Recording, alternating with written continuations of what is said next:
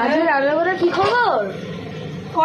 কড়া দিয়েছি বলছি, কড়ায় তেল দিয়ে তেজপাতা দিয়ে এই যে চিকেন ধুয়ে রেখেছি, আলু একদম হালকা করে একটা চিকেনের ঝোল করবো, হালকা করে, যাতে হালকা তো রিচ খাওয়া হয়েছে বিরিয়ানি এখনও ফ্রিজে আছে, এখন বানাবো না, মানে রক্ত না, একদম হালকা করে করব।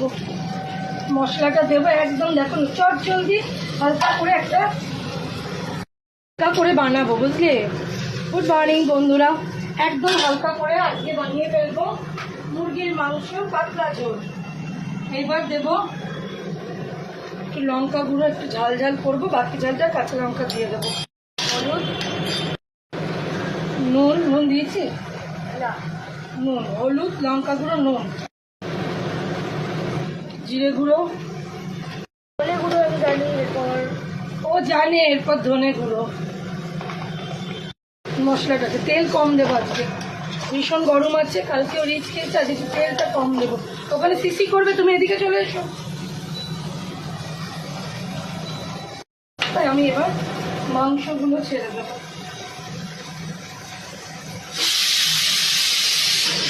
আমি চলে এসেছিলাম। চলে আসুন, আমি তোমাকে পাঠাচ্ছি ও ঘরে দেখে দিয়ে। আমি এবার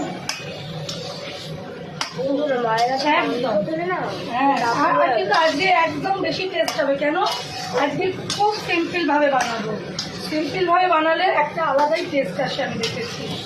যখন রিচ ভাবে বানাই তখন তার একটা আলাদা স্বাদ, আর যত আমি সিম্পল রান্না করি আমার বাচ্চাদের তত বেশি সেদিনকে ভালো লেগে যায়।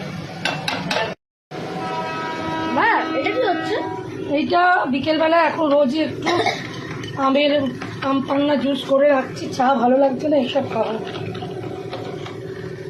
বন্ধুরা, মাংসের ঝোল, উচ্ছে সেদ্ধ, ভাতের চাল দেওয়া, সব কাজ প্রথমে চলছে।